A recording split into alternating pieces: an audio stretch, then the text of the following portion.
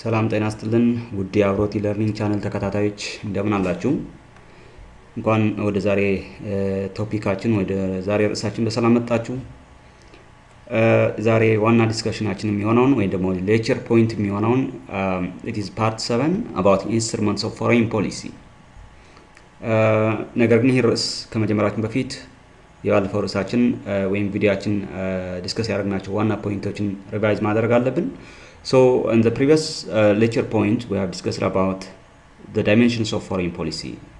So we have seen foreign policy behavior in terms of three dimensions, in terms of alignment, as non-alignment, as a neutrality, and as alliance.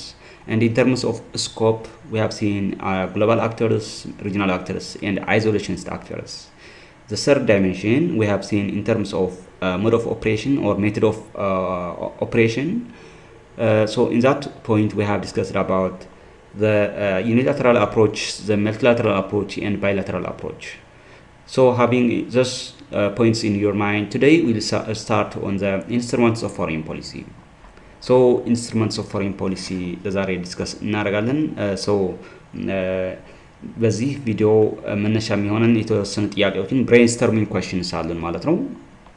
So our question starts from the assumption that you are a diplomat representing your country in the United States of America.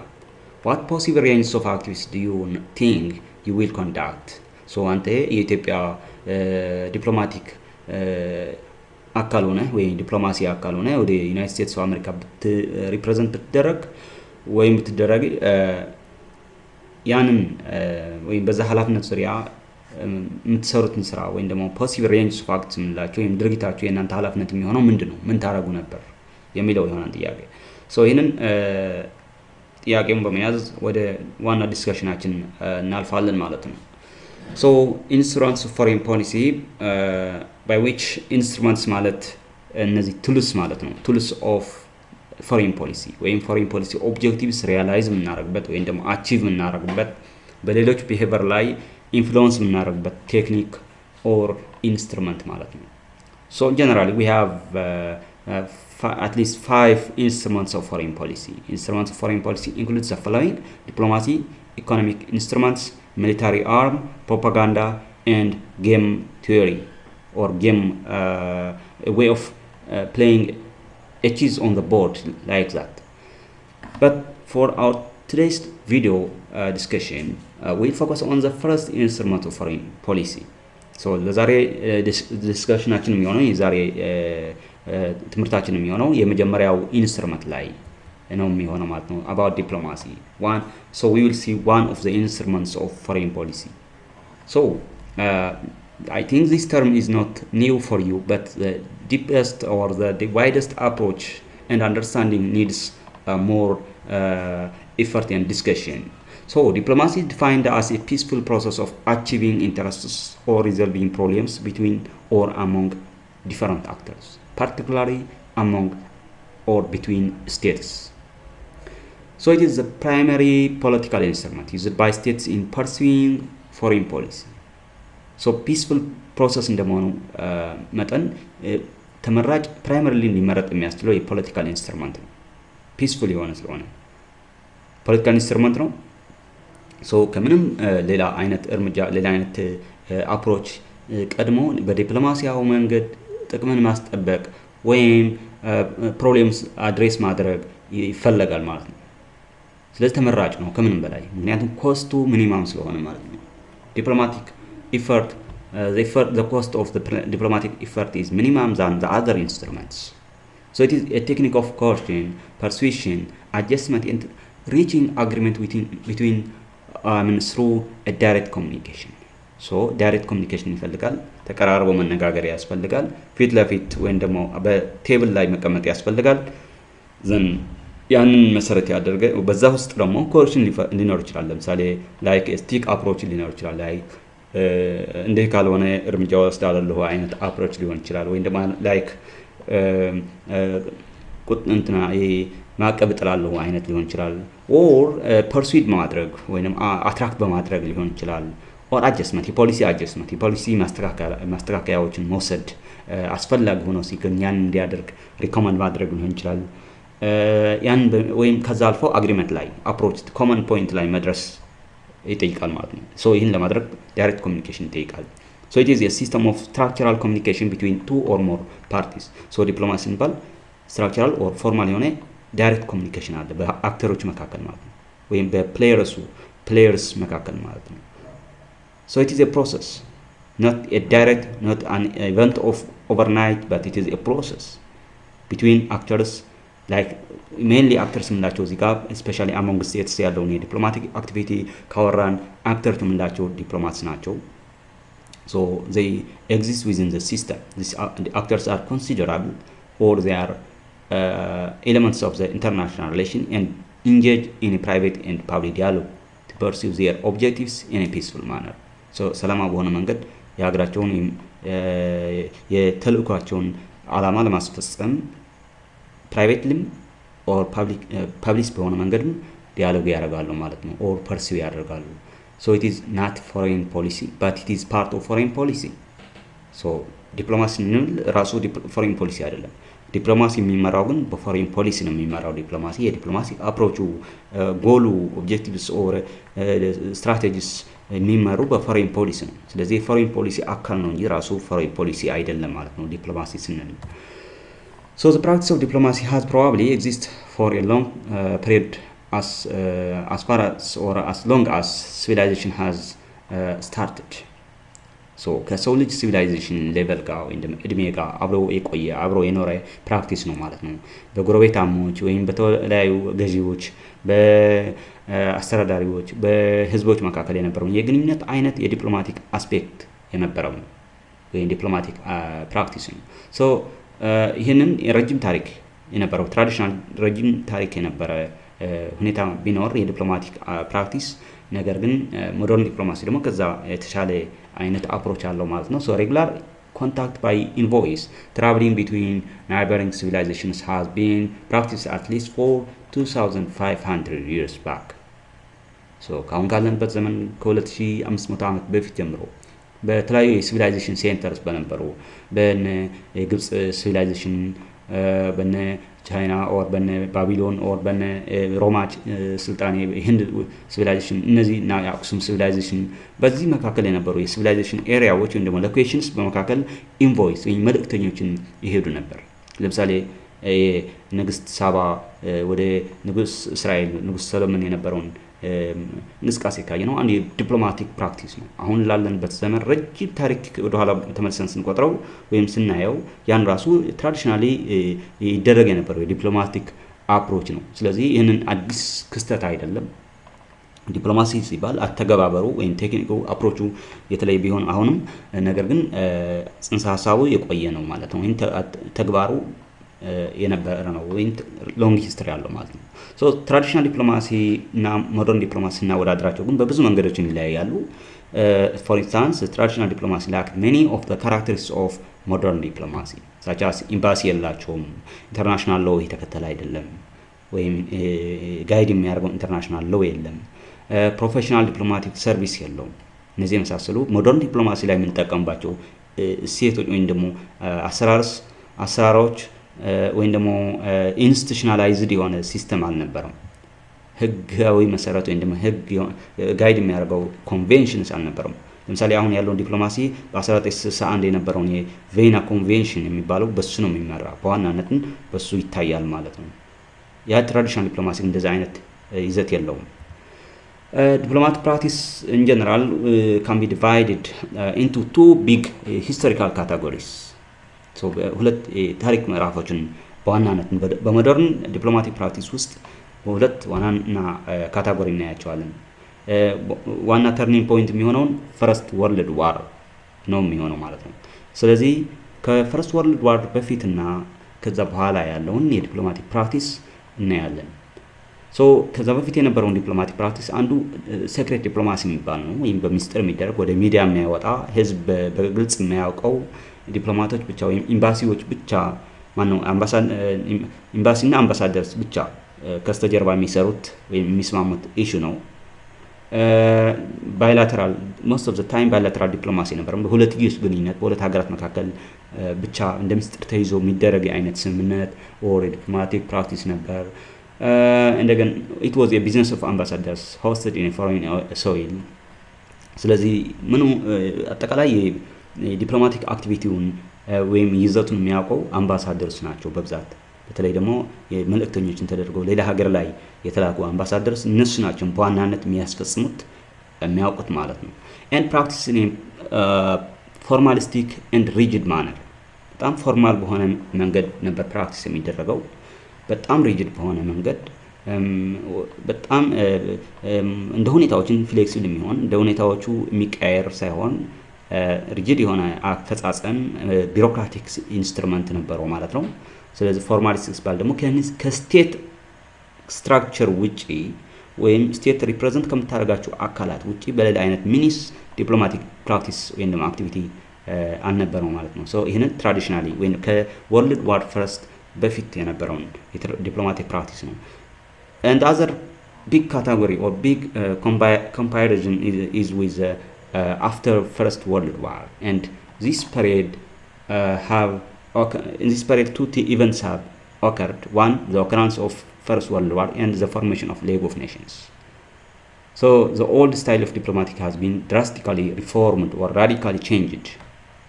So ከዛ በፊት የነበረው ኦልድ ስታይል የዲፕሎማቲክ ኦልድ ስታይል ኦር ፕራክቲስ በዋናነት በመሰረታዊ እንዲቀየር ያስቻሉት የወርልድ ዋር ፈርስት መከሰትና ያንን ተከትሎ የማምጣት የተመሰረተውን ሌግ ኦፍ ኔሽንስ ናቸው። እዚህ ላይ ፕሬዚዳንት ዊድሮ ዊልሰን ግሬት ብሪቴን መሪ የነበረውን የእሱን ስራ አንረሳው ማለት። ሶ ዲፕሎማቲክ ፕራክቲስ አፍተር ፈርስት ወርልድ when President Woodrow Wilson inaugurated what is known as democratic diplomacy ብሎ የሰየመውን አስተሳሰብ ማለት ነው። ሶ ዲፕሎማሲ በራሱ ዲሞክራቲክ የሆነ አክቲቪቲ ዲሞክራቲክ የሆነ አሰራር ሊኖረው እንደሚገባ ያመላከተበት ሁኔታ በዋናነት ከዛ በፊት የነበረ ዲፕሎማሲ አክቲቪቲ እንዲቀየር አስችሎታል። ሶ ከዛ በኋላ ያለውን ዲፕሎማሲ ፕራክቲስ ምን ይመስላል ብለን ካየን መልቲላተራል ዲፕሎማሲ ሆኗል ማለት ነው። መልቲላተራል ማለት በኢንስቲቱሽናል ወይ ኢንተርናሽናል ኢንስቲቱሽንስ መካከል ለምሳሌ እንደ ዩናይትድ ኔሽን፣ እንደ አፍሪካ ዩኒየን፣ እንደ ኤሮፒያን ዩኒየን መካከል የመሳሰሉ የተለያዩ ሪጂናል እና ኢንተርናሽናል ኦርጋናይዜሽንስ መካከል በዋናነት እዛ ውስጥ የሚደረግ ሆኗል ማለት ነው። ሶ ሀገራት ባይላተራል ብቻ ሳይሆን በሁለትዮሽ ብቻ ሳይሆን በብዙ ሀገራት መካከል በዲያሎግ በፎረም መልክ ኦር በኮንቨርሴሽን ኤንድ ዳይሬክት ኤንድ ኮሌክቲቭ ኮሚኒኬሽን ውስጥ የሚያደርጉት የኔጎሽዬሽን አፕሮች ነው የሆነ ያለው ማለት ነው። ፓብሊክ ዲፕሎማሲ ሆኗል። ከዛ በፊት ሴክሬት ዲፕሎማሲ የነበረውን ፓብሊክ ዲፕሎማሲ ሆኗል። ኦር ኦፕን ዲፕሎማሲ ማለት ነው። ኦፕን ዲፕሎማሲ የዲፕሎማቲክ ይዘቶችን የስምምነቶችን ማንና ማን እንደተስማሙ በምን ዙሪያ እንደተስማሙ ወደ ሚዲያ ይፋ ይደረጋል፣ ወደ ህዝቦች እንዲያውቁት ይደረጋል። ሶ ይህ ደግሞ ሞር ከዲሞክራታይዜሽን የሚለውን ጋር የተያዘ ነው። ዲሞክራቲክ ዲፕሎማሲ የተባለበት ዋና ጽንሰ ሀሳብ ዲሞክራሲ ፕሪፎርማንስ ወይም ዲፕሎማቲክ አክቲቪቲ ሞር ዲሞክራቲክ መሆን እንዳለባቸው ስለሚያመላክት ይህንን አንዱ ወደ ህዝብ ይፋ ማድረግ አንዱ የዲሞክራቲክ ኢሴንስ ነው ማለት ነው። ሊደር ቱ ሊደር ሰሚተሪ ዲፕሎማሲስ አናዘር ኢቨንት። ሊደር ቱ ሊደር ሲባል ከአምባሳደርስ ውጭ ያሉ የተለያዩ የሀገሪቷን መሪዎችን ከሌላ ሀገር መሪዎች ጋር ወይም ደግሞ ተወካዮች ጋር ኮሚኒኬት ማድረግ ይችላሉ፣ መገናኘት ይችላሉ ማለት ነው። ሶ ቢዝነስ ኦፍ አምባሳደርስ ብቻ ሆኖ አይደለም የሚቀጥለው። ስለዚህ በሊደርስ ለምሳሌ አንድ ሀገር መሪዎች ጠቅላይ ሚኒስትሩም ፕሬዚዳንትም ኦር ከንቲባዎች ወይም የክልል መሪዎችን ኦር ሳምቲንግ የተለያዩ መልእክተኞችን ወይም ደግሞ ሲቲዝን በተናጠል ታዋቂ ሰዎች እና የተለያዩ የቢዝነስ አካላት የቢዝነስ ሰዎች ምን ያደርጉ ይችላል ማለት ነው፣ ዲፕሎማሲ ሊሰሩ ይችላሉ ማለት ነው። በሌላ በኩል ሴሚታር ዲፕሎማሲ እንደዋለን። ሊደር ዲፕሎማሲ ምንለው ሴሚታር ዲፕሎማሲ እንደዋለን። ላይክ የተለያዩ መሪዎችን ተሰባስበው አንድ ላይ ተመሳሳይ ስታተስ ያላቸው አንድ ላይ ተሰባስበው የሚያደርጉት ኮንፈረንስ ኦር ኮንቬንሽን ኦር ዲያሎግ ሊሆን ይችላል ማለት ነው። However, the essence of diplomacy remains similar in both trends regarding one common culture that is bargaining culture or bargaining process ስለዚህ ሁለቱም ከዛ በፊትም ከዛ በኋላ ያለውን የዲፕሎማቲክ ፕራክቲስ ካየነው በዋናነት ግን አንድ የሚያደርጋቸው ነገር ምንድነው it's the practice of bargaining ሁለቱም የባርጌኒንግ ዌብ መሆናቸው ነው የባርጌኒንግ አሰራር መሆናቸው ሰጥቶ መቀበል ያለበትን ኮምፕሮማይዝ ማደራረግ ያለበትን ኮንፍሊክት አድሬስ የምታደርግበትን ደግሞ ዲፈረንስ ሴትል የምታደርግበትን ሚኒስ መሆን ማለት ነው so bargaining is a means of settling difference over priorities between the contestants through an exchange of proposals for mutually acceptable solutions so አስታራቂ ለተባለው ሶሉሽን ወይም ደግሞ ፕሮፖዛል በዛ ዙሪያ ኮንቴስታንትስ ወይም ደግሞ ተቃራኒ ኃይሎችን ቅድሚያ የሚሰጣቸውን ጥቅም በማስቀደም ወይም ደግሞ ጥቅማቸውን በጠረጴዛ ላይ የሚደራደሩበት የሚፈቱበት አካሄድ አሰራር ማለት ነው ባርጌኒንግ ማለት so it involves the attempt to change the policies actions attitudes and objectives of other governments and their diplomats mainly by persuasion by offering rewards exchange concessions or making trades ስለዚህ ይህንን ባርጌኒንግ ፕሮሰስ ፖሊሲዎች ለሀገር ፖሊሲዎች ሊሆን ይችላል ወይም ራሳቸውን ቼንጅ ለማድረግ ፕራክቲስ የሚወስድበት ወይም ደግሞ ኢንፍሉዌንስ የሚፈጥርበት ነው አክሽን አቲቲዩድ እነዚህ ሁሉ አመለካከቶችን የፎሬን ፖሊሲ ፎሬን ሪሌሽንሺፕ አጀስት የሚያደርጉበት ወይም ደግሞ ሪስትራክቸር የሚያደርጉበት አሰራር ነው ማለት ነው ይህን ደግሞ በፐርሱዌሽን ሊሆን ይችላል አንዳንዱ ለምሳሌ ሪዋርድ በመስጠት ፕሮሚስ በመግባት ሊሆን ይችላል ፐርሱድ ነው በፕሮፓጋንዳ አማካኝነት ሊሆን ይችላል ኦፈሪንግ ሪዋርድ ላይክ ትራይ ሎን ኦር ክሬዲት መስጠት ሊሆን ይችላል አሲስታንስ ማድረግ ወይ መስጠት ሊሆን ይችላል ኦር ኤክስቼንጅ ኮንሴሽንስ በሀገራት መካከል በአክተሮችን በፕሌየሮች መካከል የሪአጅስትመንት የጥቅም ሪአጅስትመንት ወይም ደግሞ ለምሳሌ የሆነ ቅሬታ ከነበራችሁ እሱ ይቅር በማለት ሊሆን ይችላል ኦር ሜኪንግ ትሬድስ ስጋትን በመፍጠር ሊሆን ይችላል በተለይ መንገድ ጥቅምን ለማስጠበቅ የምታደርገው ሚኒስ ነው ያን ግን ምንድነው በዋናትን ሴትሊንግ ዲፈረንስ ዲፈረንሱ ሴትል ይደረጋል በተለያየ ቴክኒክ ተጠቅሞ ሴትል ዲፈረንሳቸውን ሴትል ሊያደርጉ ይችላል ማለት ነው ሶ ይሄንን ሁለቱም ላይ ነበረ ትሬንድ ነው ማለት ነው በፈርስት ወርልድ በፊትና ከዛ በኋላ ማለት ነው thus diplomatic bargaining is both an elements of power or influence ይህንን ዲፕሎማቲክ ባርጌኒንግ ፕሮሰስ የምንለው ከሀገራትን የፓወር ተጽዕኖ የስልጣን ወይም ደግሞ የኃይል ተጽዕኖ ነፃ አይደለም ማለት ነው thus who have more power have more influence over others so ትልቅ ፓወር ያላቸው ትልቅ አቅም ያላቸው በሌሎች ላይ ተጽዕኖ ይፈጥራሉ አነስተኛ አቅም ያላቸው ደግሞ በዛን ልክ በተጽዕኖ ስር ይገባሉ ወይም ደግሞ ትንሽ አቺቭመንት ይኖራቸዋል ማለት ነው በባርጌኒንግ ፕሮሰስ ማለት ነው ስለዚህ ከሀገራት አቅም የተገለለ ወይ ከሀገራት አቅም ነፃ የሆነ ከኢንፍሉዌንስ ነፃ የሆነ አይደለም ማለት ነው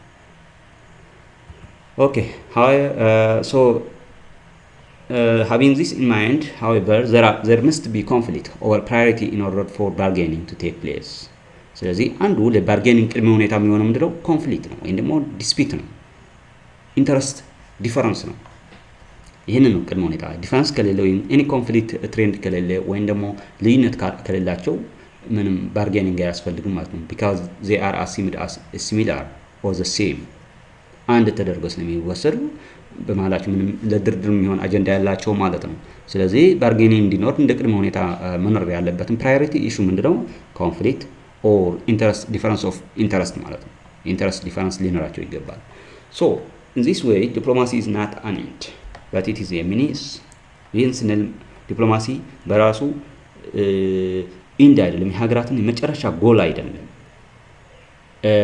ጥቅማቸው ወይም የሚያስቡትን የመጨረሻ ጎላቸውን ለማስፈጸም የሚጠቀሙበት አፕሮች ነው ወይም ደግሞ ሜተድ ነው እንጂ በራሱ ኢንድ ጎል አይደለም ማለት ነው so it is not a purpose but a method to achieve their interests and it is the agency through which foreign policy seeks to attain its purpose by agreement not by war በጦርነት በግጭት በኃይል ሳይሆን በአግሪመንት በስምምነት ጥቅማቸው ለማስፈጸም የሚጠቀሙበት ነው አፕሮች ስለዚህ እንደ ኤጀንሲ ነው የሚያገለግለው ማለት ነው እንደ ፋሲሊቴተር or እንደ ሜተድ ነው የሚጠቀሙበት ማለት ነው። ብቻውን ኢንድ አይደለም ማለት ነው። ሶ ዲፕሎማሲ ካን ፕሮሞት ኤክስቼንጅ ዛት ኢንሃንስስ ትሬድ።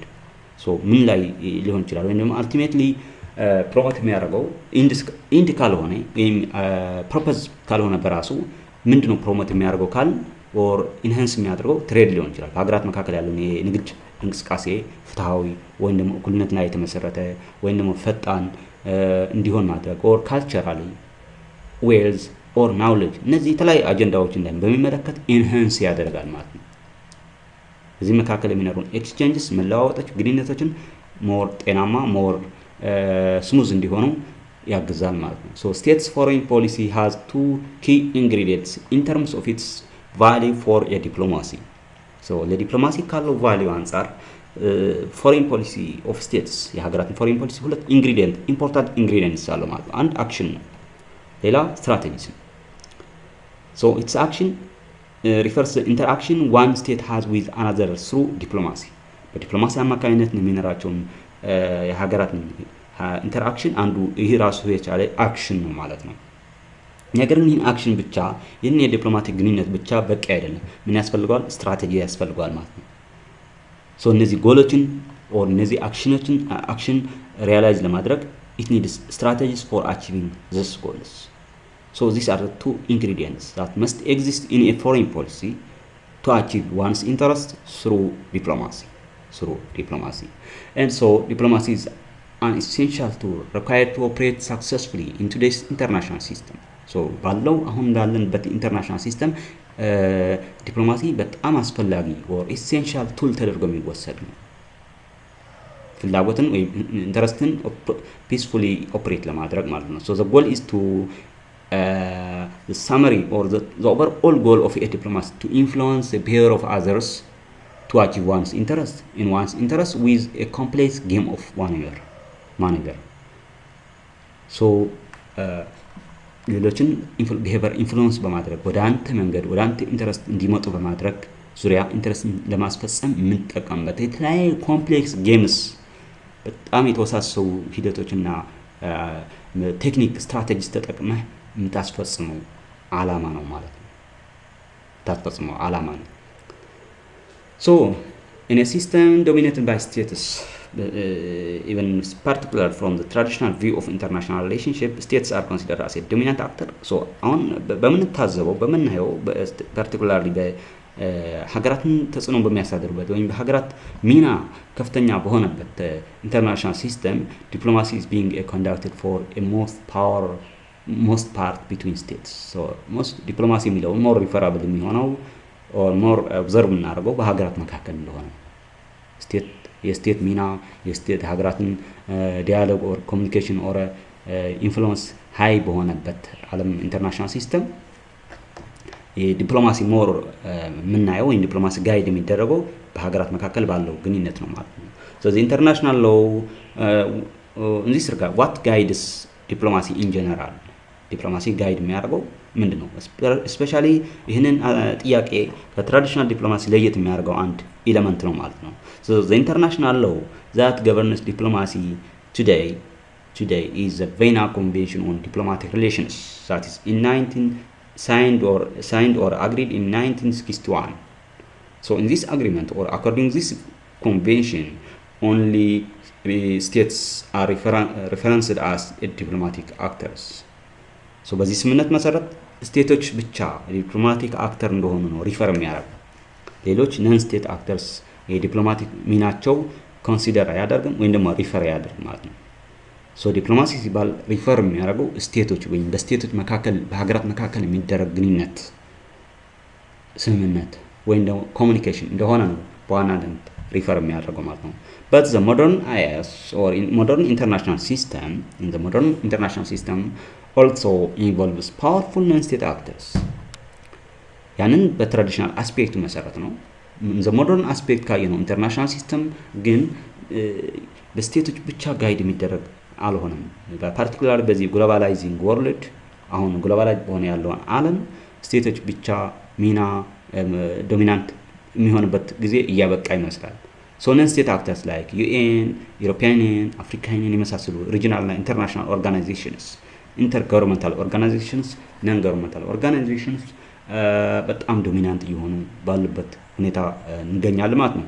ሶ generally both foreign policy, which is the guidance or the direction of the state in its international or foreign relation, and the diplomacy, which is the agency or a method, aims at promoting and protecting the interests of a nation. So ሁለቱም ምን ላይ ነው ትኩረታቸው? የሀገሪቷን ኢንተረስት or ናሽናል ኢንተረስት ፕሮሞት ማድረግና ፕሮቴክት ማድረግ ነው። ፎሬን ፖሊሲም ዲፕሎማሲ ኤሌመንቱም ዋና ጋይዱ ማለት ነው። So what needs an effective diplomacy? Effective diplomacy needs certain rules or guidelines. So እነዚህ ጋይድላይን እንላቸዋለን rules of effective diplomacy እንላቸዋለን። So be realistic. When one of the rules of effective diplomacy is being realistic. So having goals that match your ability to achieve them refers to realistic approach. So ሪያሊስቲክ ማለት ምን ማለት ነው? ሀገራትን የሚኖራቸው ዲፕሎማቲክ ጎል የዲፕሎማሲ ጎል ሪያሊስቲክ አቺቫብል መሆን አለበት። ከአቅማቸው ጋር የሚሄድ ሊያደርጉት የሚችሉ መሬት ላይ ያለውን ሁኔታ የሚፈቅድበት ወይም የሚፈቅድላቸው ሊሆን ይገባል ማለት ነው። ይሄ ካልሆነ ሪያሊስቲክ አይደለም፣ ዝም ብሎ ህልም ወይም ደግሞ አምቢሽን ነው የሚሆነው ማለት ነው። አምቢሽን ነው የሚሆነው። ስለዚህ ሪያሊስቲክ ሊሆን ይገባል። መሬት ላይ ያለው እውነተኛ ነባራዊ ሁኔታ ያገናዘበ ሊሆን ይገባል። ሌላ be careful about what you say because diplomacy is not simply simple communication. It is strategic communication. ዲፕሎማሲ ውስጥ ስትራቴጂክ ኮሚኒኬሽን አለ ወይም ስትራቴጂክ ኮሚኒኬሽን እንዲኖር ይፈልጋል። ካልሆነ ተራ ኮሚኒኬሽን ነው የሚሆነው። የምትፈልገውን ኢንፍሉዌንስ የምትፈልገውን ፐርሱዌሽን ማምጣት አትችልም። So the experienced diplomats plan out and weigh words carefully. So diplomats ተራ ሰው አይደለም። ተራ ዜጋ ወይም ተራ ሰው እንደሚናገረው አይነት ቃላትን አይደለም። ዲፕሎማቲክ ላንጉዌጅ ሊጠቀሙ ይገባል። በጣም የመረረ ኢሹ ቢሆንም ወይም በጣም አስጠሊ ኬዝ ቢሆንም በዲፕሎማቲክ ላንጉዌጅ ነው መገለጽ ያለበት እንጂ በስሜት ወይም ደግሞ በዲፕሎማሲን በሚያበላሽ መንገድ ሴንሲቲቭ በሆነ ኢሹ እንዲሆን አይፈለግም። ስለዚህ ሁኔታውን በሚገልጽ መንገድ እንዲሆን ይመከራል። አዘራኒ ሲክ ኮመን ግራውንድ which means የጋራ ኢንተረስት ፋይንድ አውት ማድረግ ማለት ነው። የጋራ ጥቅም ማየት ማለት ነው። በሁለት ኮምፖነንትስ ኦር ኦፖነንት ሳይድስ ያለውን ግንኙነት በዲፕሎማሲያዊ መንገድ ለመፍታት ወይም ዲፈረንስ ሴትል ለማድረግ በጣም አስፈላጊ ነገር ተደርጎ ከሚታየው አንዱ ምንድነው? የጋራ ጥቅም ማየት፣ የጋራ ጥቅም መሰረት ማድረግ። So finding common ground with a degree of flexibility ends the conflict successfully.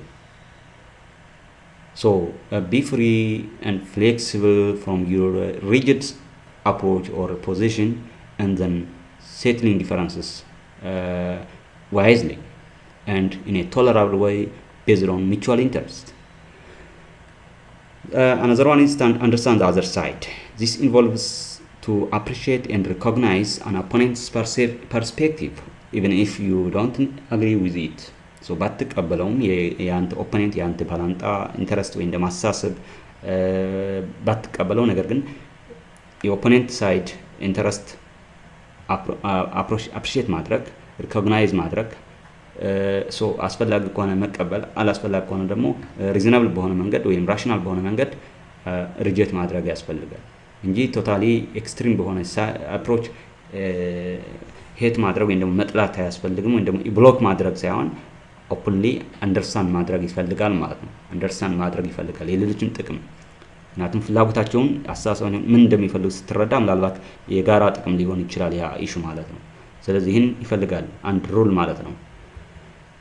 ሌላ be patient, and it is also important to bid your time, your resource, your knowledge, and even whatever it is. So being overly anxious can lead to the concessions that are unwise and may convey weakness to an opponent.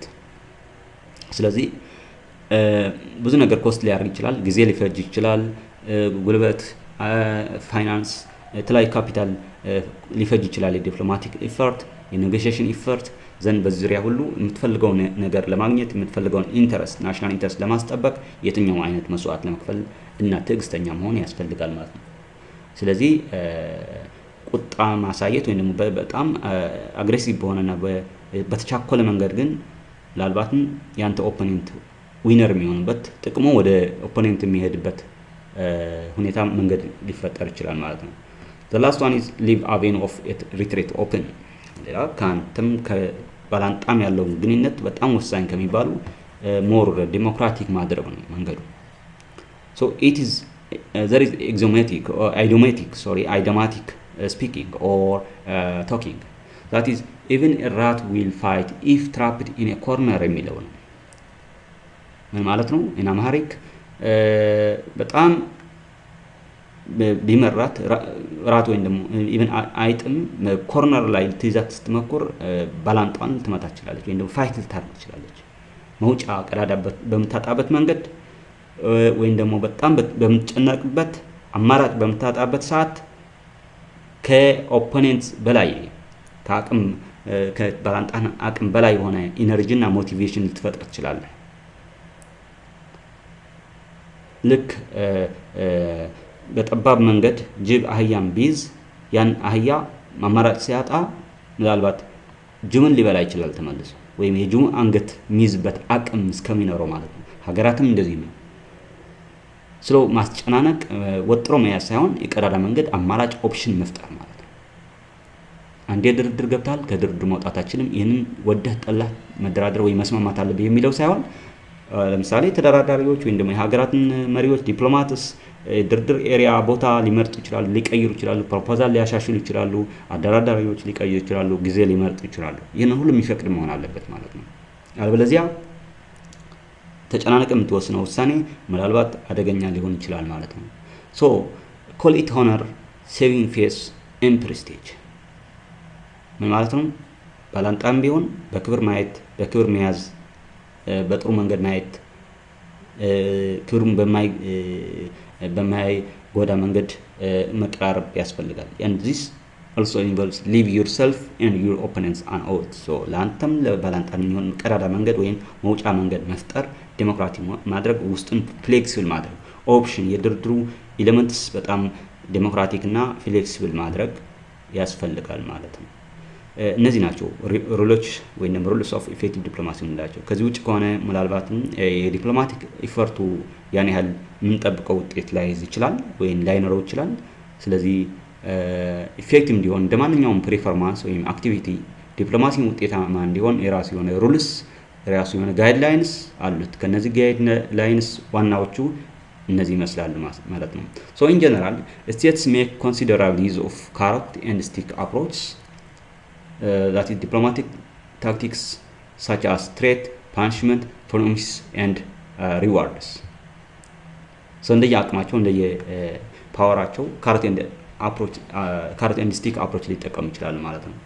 ትሬት እና ፓኒሽመንት ሲባል እነዚህ ስቲክ አፕሮች ያመላክታሉ ወይም ደግሞ ፓኒሽመንት አፕሮችን ያመላክታሉ።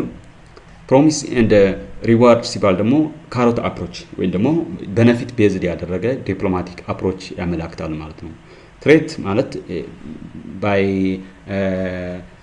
ሊተራሊ ኢት ኢዝ ሃይፖቴቲካል አክሽን ነው። ሃይፖቴቲካል ለወደፊት የሚሆን ነገር ነው። ለወደፊት እንዲህ ካልሆነ እንዲህ አደርጋለሁ የሚል አይነት ነገር ነው። ስጋት መፍጠር ነው። እሱ ደግሞ ለወደፊት የሚሆን ነገር ስለሆነ ሃይፖቴቲካል አክሽን እንለዋለን። ፓኒሽመንት ግን አክቹዋል የሆነ ነው። ኢሚዲየትሊ ወይም ደግሞ የሚፈጸም ተግባር ነው። በአክሽን የሚታይ ነገር ነው። ስለዚህ አክሽን ቤዝድ ያደረገ ነው። ሶ ዚስ ቦዝ ሪፕሬዘንታቲቭ አፕሮች ፕሮሚስ እንደዚያ እንደ ትሬትስ ላይክ ትሬትስ ኢት ኢዝ ሃይፖቴቲካል አክሽን ለወደፊት አደርገዋለሁ እፈጽማለሁ ወይም ደግሞ እንዲህ ካደርክልኝ እንዲህ አደርጋለሁ የሚለው ፖዚቲቭ የሆነ አቀራረብ ነው። ሶ ለወደፊት የሚሆን ነገር ስለሆነ ሃይፖቴቲካል ነው። ኤንድ ሪዋርድ ደግሞ በተግባር የሚታይ የሚዳሰስ ኦብዘርቭ የሚደረግ ወይም ደግሞ ተግባር መሰረት ያደረገ ስለሆነ ሪዋርድ ኦር አክሽን ፕሮሚስ ኢን አክሽን እንለዋለን ማለት ነው። and this represents the carrot approach. So this reward implies, for example, it is when a state A gives rewards to state B in advance or based on the promises done in the past. So የሆነ ነገር ቀድሞ ከተደረገ ያን መሰረት አድርገህ ለስቴት ኤ ለስቴት ቢ የሚያደርገው የሚሰጠውን የሆነ ነገር ቤኔፊት ነው ይሄን ሪዋርድ የምንለው ማለት ነው። ሶ ሀገራት እንደየአቅማቸው እንደ ፓወራቸው እንደ ኢኮኖሚና ሚሊታሪ ስትሬንግዛቸው ምን ያደርጉ ይችላል እነዚህን አፕሮች ሊከተሉ ይችላል ማለት ነው። So this is the main discussion of our video. Last, we have self-assessing questions. We have 4 questions here. The first question is that assume that you are a diplomatic working in the UN or United Nations. You are asked to mediate an international conflict. How do you mediate the parties that do not want to talk each other? So አንድ የዩናይትድ ኔሽን ዲፕሎማት ብትሆንና ዓለም አቀፍ ወይም ደግሞ ኢንተርናሽናል ኮንፍሊክት ይዘት ያለውን ኢሹ ሚዲየት እንድታደርግ ብትመረጥ በዛ ሚዲዬሽን መካከል ሁለት ሊገናኙና ሊነጋገሩ የማይፈልጉ አካላት or parties እንዴት ሚዲየት ማድረግ ትችላለህ የሚለው ነው። ሁለተኛ how do you examine diplomacy as an instrument of maintaining international peace and security? so ዲፕሎማሲ እንደ ኢንተርናሽናል ፒስ እና እንደ ዓለም አቀፍ ሰላምና ጸጥታ እንደማስከበር ኤሌመንት ወይም ደግሞ እንደሚያስከብር አፕሮች ወይም ደግሞ ኢንስትሩመንት እንዴት ኤግዛማይን ታደርገዋለህ እንዴት ኤክስፕሌን ኦር ኤላቦሬት ታደርጋለህ የሚል ነው። third how effective is diplomacy in securing short range foreign policy objectives of the state?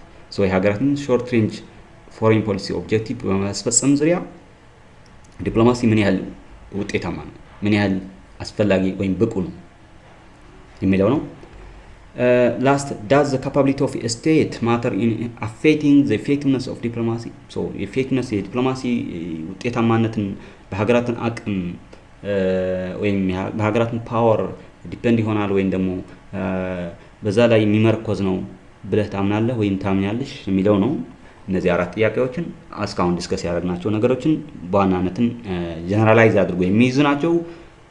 ጠቃሚ ኤሌመንት የሚያስነሱ ወይም ደግሞ ሬዝ የሚያደርጉ ጥያቄዎች ናቸው። ይህንን ይመስላል የዛሬ ቪዲዮአችን። የሚቀጥለው በሌላ ቪዲዮ እስከምንገናኝ ለዛሬ የነበረን ቆይታ ይህን ይመስላል። እናመሰግናለን። መልካም ቆይታ